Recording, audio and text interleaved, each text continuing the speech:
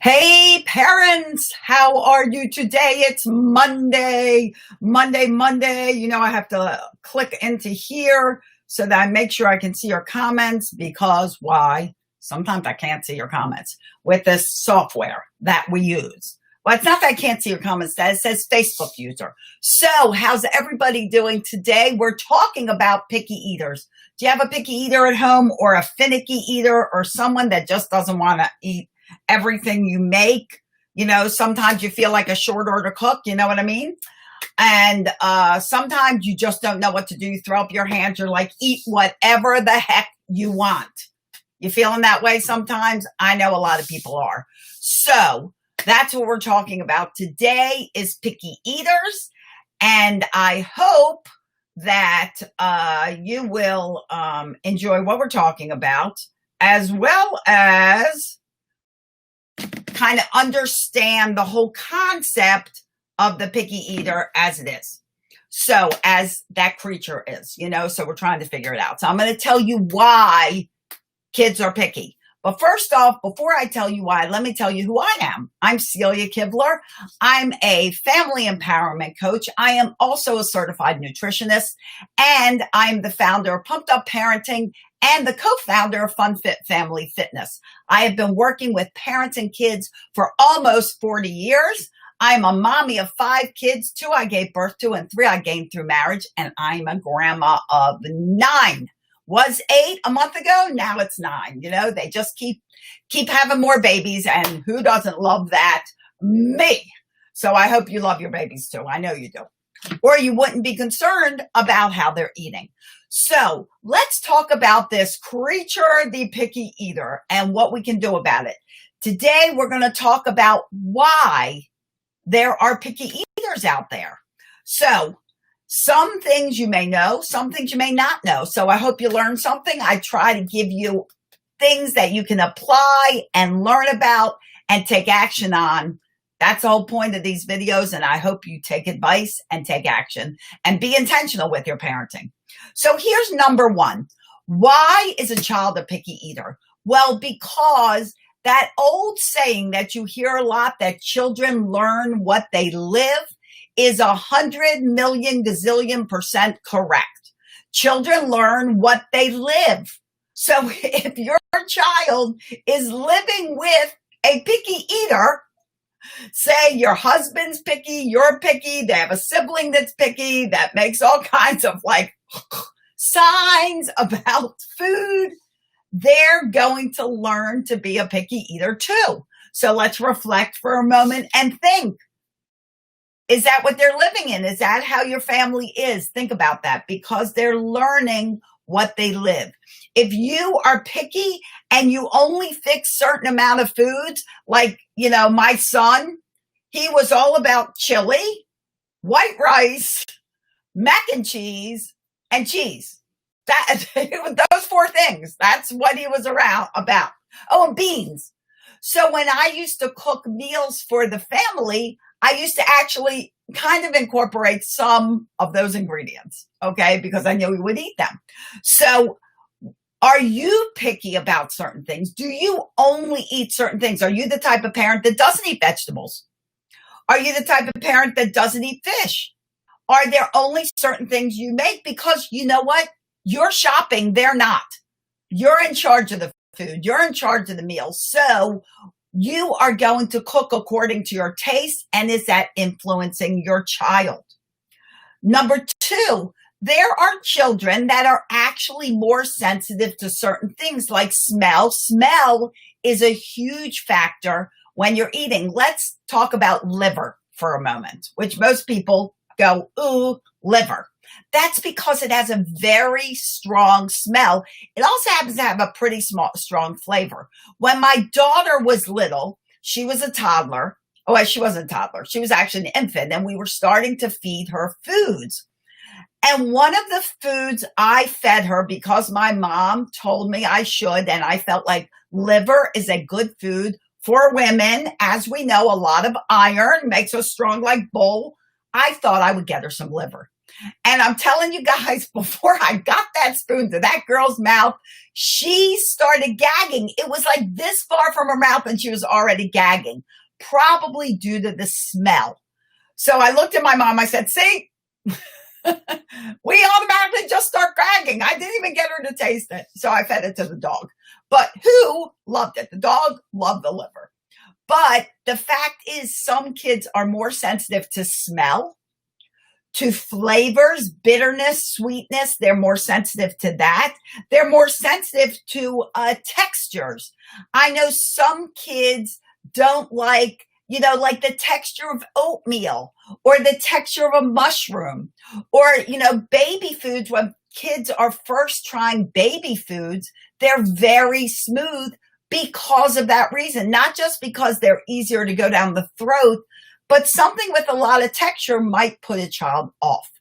So those things are natural things that some kids are just more sensitive to. Let's talk about taste buds. Holy cow. Kids have twice as much as grown-ups. Kids can have as many as 10,000 taste buds on average. And do you know that taste buds renew themselves? They regrow, but only for a limited amount of time, which is why most adults wind up with about 5,000 taste buds. And the taste bud, did you know it's not like the little bump on your tongue? That's what houses all these little filaments that are your taste buds. So one bump has a bunch of little taste buds in it, okay? But kids have that 10,000 compared to 5,000 that adults have. So naturally, they can really taste things that other grown-ups can't, that are stronger in flavor, like broccoli. A lot of kids don't like broccoli because, let's face it, broccoli, although I love it, has a very strong flavor and kind of an awkward flavor. It's not sweet. It's not sour. It's not bitter. It's just kind of a stranger flavor. Well, to a child, that flavor is like enhanced, 10,000 times because it's enhanced to those thousands of taste buds. So they can just taste things more. Number 4, sometimes parents predetermine what a child likes. Now, I'm not saying you do, but sometimes that happens. Do you predetermine what your child likes? Think about it. Really think about it. And you can predetermine it by a gesture, by some kind of non-verbal communication about that. I'll give you an example. My dear friend, we were trying to get her son to eat more vegetables. And when I suggested that he liked peppers, sweet peppers, she went like this, peppers. Just like that. Well, what does that mean? What are you telling him? You're telling him that peppers are disgusting. So indirectly, she's predetermining what he likes. So think about what you do around foods that you don't like.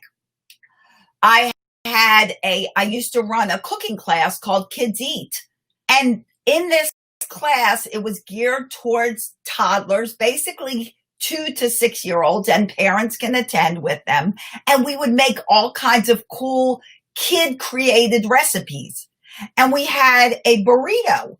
And it was a burrito that was topped by all these things, granola, blueberries, honey. And this mom said, my son, right in front of him, said, my son is not going to eat this. She's already telling him that he's not going to eat this. So she makes the burrito instead of me asking her to let him make it. She makes it. He takes it. He doesn't even barely bite it, and he throws it in the garbage. And she automatically says to me, see, I told you he won't eat it. But do you know what that 3-year-old did? He went back in line. He made his own burrito, and he ate the entire thing. Yay. So don't predetermine what your kids will like or not like. Don't assume. We know what assumption means. You make an arse out of you and me. Correct? Correct. Right or right. So don't predetermine. Don't assume. That's a great character trait to have through life. Don't assume. All right, next, what is your emotional commitment to food? Do you have eating disorders? Are you always worried that your child is going to be fat? Because all that stress, all that emotion is passed on to that child. And if you're always thinking your child's going to be fat, then that stress is going to pass on to that child as they grow, and they're going to get all concerned about what they're eating because they're going to think they get fat. Do you say that to your kids? I know a lot of parents are like, oh, you're getting fat. Do you know that kids start out pudgier and they grow into those pudginess? My kids were born at 10 and a half pounds each, 22 inches long, 10 and a half pounds each. They came complete with giant, lovable, squeezable rolls, and they had those rolls for a long time. My daughter is now 5'10". My son is 6'4". Did they grow into all that pudginess? Heck yeah. They don't have all those rolls. They grew into their skin, basically. So if you're looking at your little child and they're kind of pudgy, or your elementary school child and you're like, oh my gosh, you have too big love handles, we need to do something about that. As long as your child is eating healthy, they're going to grow out of what everybody calls baby fat. So if you're stressing them out already about them being fat, and God knows the media does that enough. I'm sure commercials, everything. You see that all the time. Body image is huge. So what are you telling your child about their body? Are you building up their body image? Are you believing that they should love themselves, or are you tearing it down? Think about it, guys. These are questions you want to think about. So if you are really talking about them being fat all the time, then let's get real. They're going to worry about what they're eating. And they're going to constantly be finicky about what they're eating. And last, what does it a lot for kids is ease of parenting. And what do I mean by that? I mean by that, almost not a sentence. What I mean is, are you trying to avoid an argument? Are you trying to avoid a tantrum? Are you saying, you know what? You just want a hot dog? Fine. Eat a hot dog for every meal we make. Here's a hot dog. That'll have to deal with it. I'll make you a hot dog. I'll make you mac and cheese. I'll be a short order cook because I don't want to deal with it. Well, guys, that is causing your child to be a picky eater because they're not even having a variety of food. They're not being offered to try new things.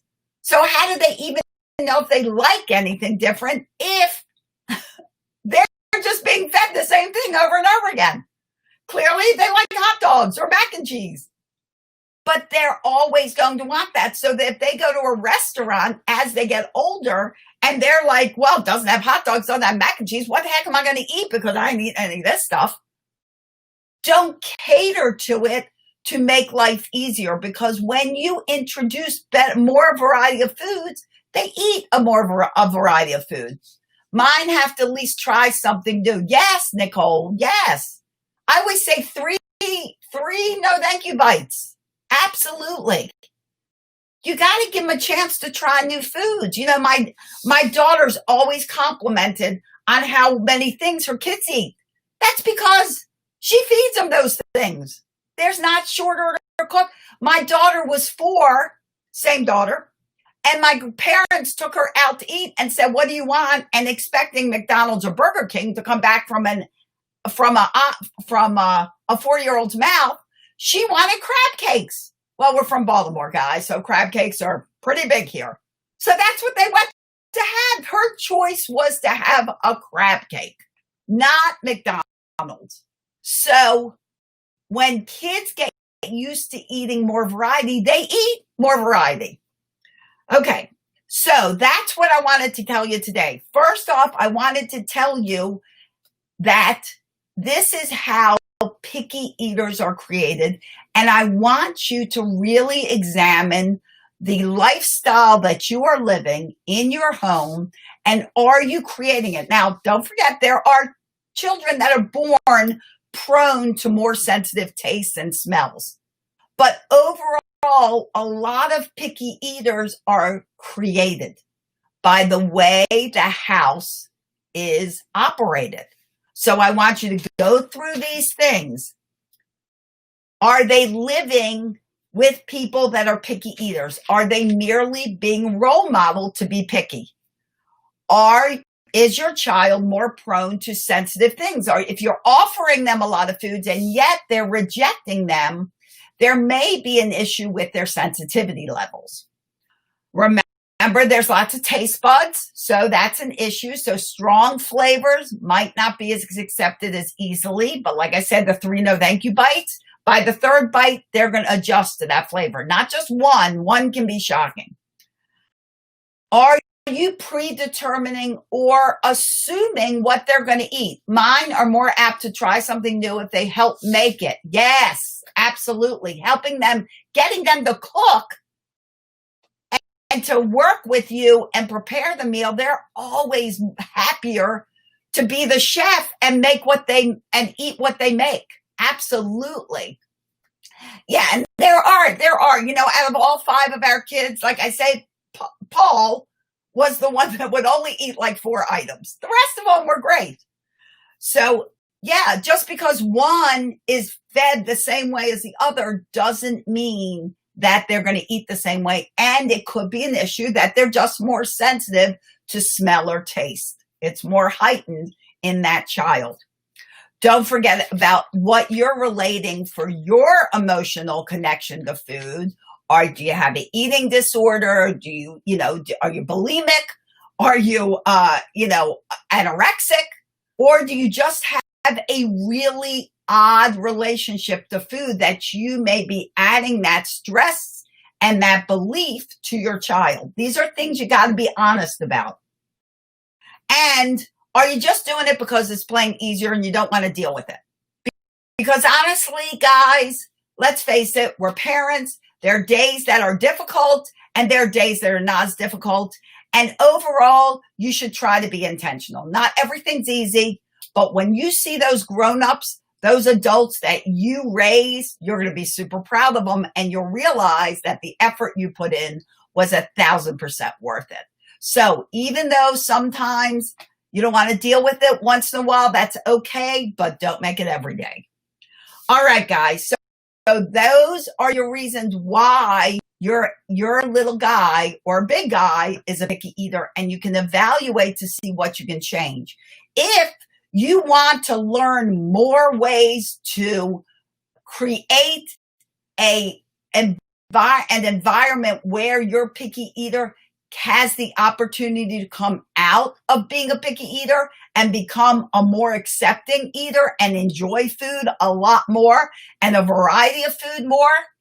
If you want to start learning how to make your food that you create healthier for you and your family, I'm doing a masterclass tomorrow night at 8:30 on Zoom. It's live. You can ask me questions. I'll give you answers. So you will spend an hour and a half or so, depending on how many people are on and how many questions we have, with me, an actual nutritionist. So you can ask me lots of questions. And we're going to talk about all the great ways I have to get picky eaters to eat more without you inflicting opinions or aggravation or stress or begging them or going through the drama that does not need to be done to get your child to eat more. So if you want to join this masterclass, it's June 30th, Tuesday at 8:30 live on Zoom. You register pumpedupparenting.com, pumpedupparenting.com. On the homepage, you will see the masterclass. I think it says finicky eaters, something like that. Or you can go into the courses tab and you'll find the finicky eater tab. Might say picky eaters. I'm not sure. Picky or finicky. I should know because I did it, but I don't know. So you'll see. You'll know it. That's where you register, and it's on special 2020 pricing. We're literally $20.20. That's what it costs, unless you're part of my VIP group, which is also on special pricing. But VIP members get all my masterclasses for free. So if you are interested in finding more about the VIP class and getting these monthly masterclasses free, honestly, being a VIP member, not only do you get time with me every week, but it costs just a little bit more right now than that class that you're signing up for every month. So it is like a deal right now. Okay, so all that coronavirus pricing is just to help us have a little less stress in our life than what we already have, making your life happier, making your kids' life awesome. Okay, guys, so thank you for joining me. If you're on the replay, give me a hashtag after party, and I appreciate you being here. You can also comment, and I'll reply back. If you're on YouTube or not on YouTube watching this, and you want to follow me on YouTube, go to Pumped Up Parenting with Celia Kibler on YouTube, and then hit that subscribe button, and you'll get lots of parenting tips along with great story time for your kids, because I go live story time 7 p.m. every night, all Eastern times, guys, all Eastern times. Periscope, hop over to Facebook for Pumped Up Parenting. In the meantime, guys, as always, I wish you peace, love, and tons of laughter. Laugh a lot, stress less, get some exercise while you're laughing. Great for everything. And I will see you here tonight at 7 p.m. And don't forget, if you want to join that Picky Eaters class and healthy eating class, it's on pumpedupparenting.com. Have a great day, guys. Thanks for being here. Bye-bye.